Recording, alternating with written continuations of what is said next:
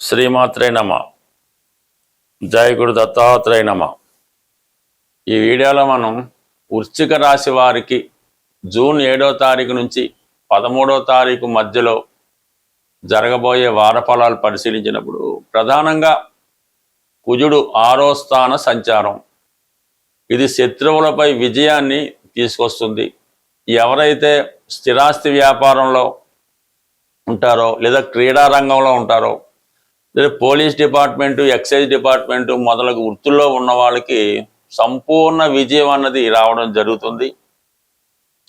ఎటువంటి గొప్ప పోటీలో అయినా విజయం సాధించడం జరుగుతూ ఉంటుంది. అంటే మీతో ఎవరు పోటీ పడినా వారికే నష్టం అన్నట్టుగా ఈ 6వ స్థానంలో కుజుడు మిమ్మల్ని విజయం వైపు, సక్సెస్ వైపు తీసుకువెళ్ళడం జరుగుతూ ఉంటుంది. అటు ఉద్యోగపరంగా మీరు ఎదుర్కొంటున్నటువంటి సమస్యలు కానీ, అనారోగ్యపరంగా మీరు ఎదుర్కొన్నటువంటి సమస్యలు కానీ, లేదంటే ఏదైనా కోర్టు సమస్యలు, డిపార్ట్మెంట్ వారితో ఇష్యూస్ ఏమన్నా కూడా అవి మీకు అనుకూలంగా తీర్పు రావడం జరుగుతూ ఉంటుంది.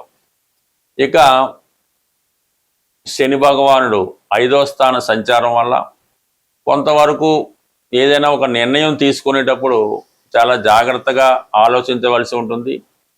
ఏదైనా స్పెక్యులేషను, షేర్ మార్కెట్లో ఉన్న వాళ్ళు మాత్రం గతంలోలాగే జాగ్రత్త పడడం అనేది మంచిది పట్ట. తొందరపడి ఎటువంటి నిర్ణయం తీసుకుని అది ఇబ్బంది అవుతుంది. ముఖ్యంగా ప్రేమికుల విషయంలో కొంత నిరాశ తప్పకపోవచ్చు. పంచమంలో ఉన్నటువంటి శని భగవానుడు సప్తమాన్ని వీక్షించడం, అక్కడ రవి భగవానుడు ఉండడం వల్ల ప్రభుత్వ అధికారుల వల్ల కొన్ని ఇబ్బందులు రావడం జరుగుతూ ఉంటుంది.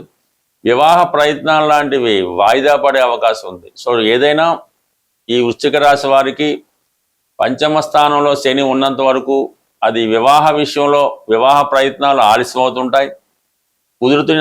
కుదిరిన పెళ్లి సంబంధాలు కూడా ఏదో విధంగా వెనక్కిపోవడం జరుగుతూ ఉంటుంది. అలాగే ఎవరైనా ఇష్టపడ్డవారు, పరస్పరం ప్రేమికులు లాంటి వాళ్ళకి ఏదో విధంగా నిరాశ ఎదురవ్వడం జరుగుతూ ఉంటుంది. వారి వల్ల వారిద్దరి మధ్య టెంపరీ ఎడబాటు లాంటివి కూడా రావడం జరుగుతూ ఉంటుంది. సో ఇవన్నీ ఒక విధంగా పక్కన పెడితే ప్రస్తుతం భాగ్యస్థానంలో గురుగ్రహ సంచారం జీవితంలో గతంలో చేసిన పొరపాట్ల నుంచి బయటపడవేయడం జరుగుతూ ఉంటుంది. మంచి సంస్కారవంతులుగా ఉంటారు. చిన్న చిన్న బలహీనతల నుంచి బయటపడి మీ జీవితాన్ని మీరు సంస్కరించుకునే ప్రయత్నం అన్నది చాలా వరకు జరిగే అవకాశం ఉన్నది. అలాగే కొత్త కొత్త ఆలోచనలు, మంచి నిర్ణయాలు తీసుకోవడం జరుగుతుంది. ఇది విద్యార్థులు చాలా వరకు మళ్ళా లైన్లో పడడం జరుగుతుంది.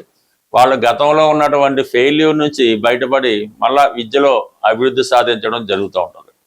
అంటే ప్రస్తుతం వృశ్చిక రాశిని గురుగ్రహ వీక్షణ ప్రభావం వల్ల జాతకుడు ఆరోగ్యంగా ఉండడం జరుగుతుంది. మంచి అలవాట్లు, మంచి నడవడిక రావడం జరుగుతుంటుంది. ఇక 5వ స్థానాన్ని వీక్షించడం వల్ల మీలో ఉన్నటువంటి టాలెంట్కి గుర్తింపు వస్తుంది.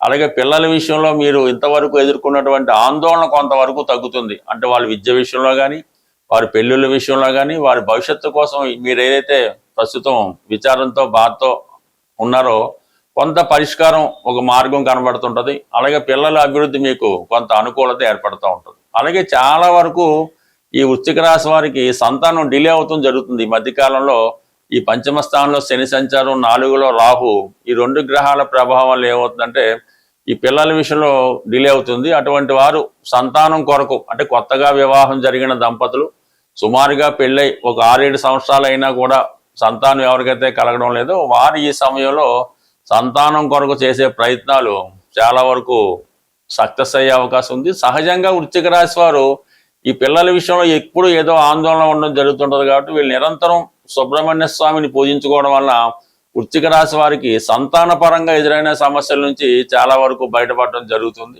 సాధారణంగా ఈ గోచారంలో గ్రహాలు సంచరించినప్పుడు వారి యొక్క స్వక్షేత్రంలో కానీ, లేదంటే ఉచ్చక్షేత్రంలో కానీ, లేదంటే కొన్ని ప్రత్యేకమైనటువంటి స్టేటస్లు ఉంటాయి.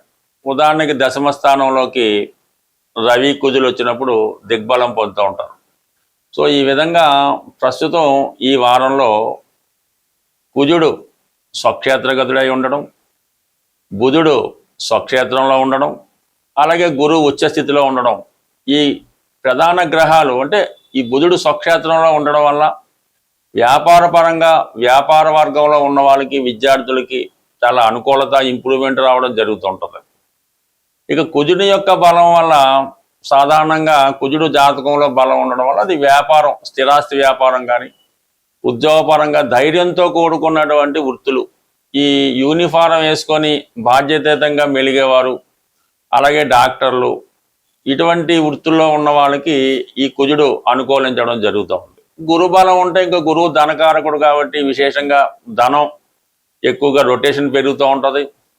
అలాగే ఈ భక్తులు, పుణ్య కార్యక్రమాలు, దేవాలయాలు, దేవస్థానాలు విపరీతమైన రద్దీతో ఉండడం జరుగుతూ ఉంటుంది. ఖరీదైనటువంటి వస్తువుల యొక్క వాల్యూ పెరుగుతూ ఉంటుంది. అంటే గోల్డ్, సిల్వరు మొదలగు మెటల్స్ యొక్క వాల్యూ పెరుగుతూ ఉంటుంది.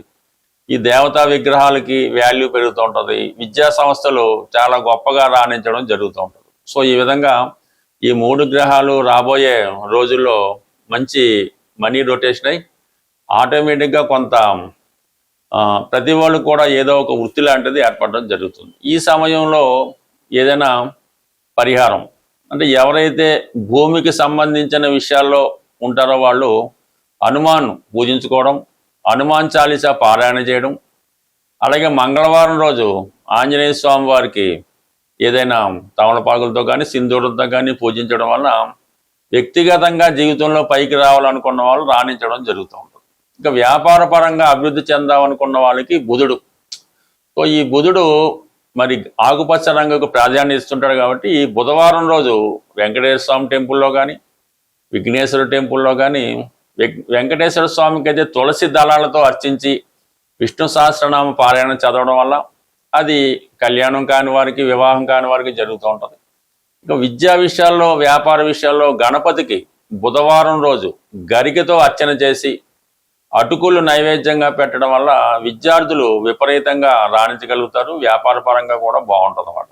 అలాగే గురుగ్రహం ఇప్పుడు బలంగా ఉన్నాడు కాబట్టి గురు అనుగ్రహం పొందాలంటే కంప్లీట్గా మీకు ఎవరైతే విద్య నేర్పుతారో ఆ గురువుని కానీ, తల్లిదండ్రులను కానీ అది పూజించవచ్చు, వాళ్ళని గౌరవించవచ్చు, వాళ్ళని సత్కరించవచ్చు.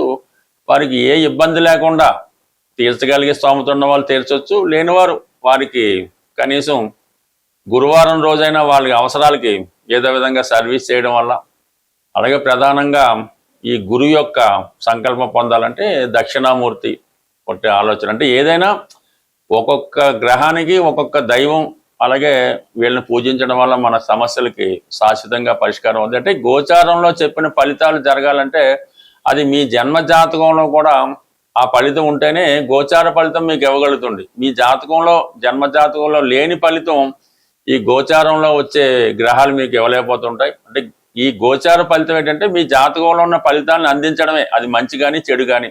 సో ఇక సంపూర్ణంగా మీకు పూర్తి సమస్యలకు పరిష్కారం కావాలంటే మీ జన్మ జాతకం ఇంపార్టెంట్.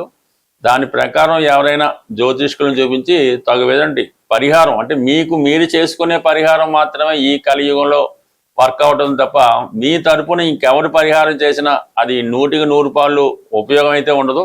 ఏదో 5% 10% ఉపయోగం ఉంటే ఉండొచ్చు. ఏదైనా మీ యొక్క సమస్యల్ని మీరే మీ వ్యక్తిగతంగా చేసుకుంటేనే ఆ సమస్యకి పరిష్కారం దొరుకుతుంది. స్వస్తి.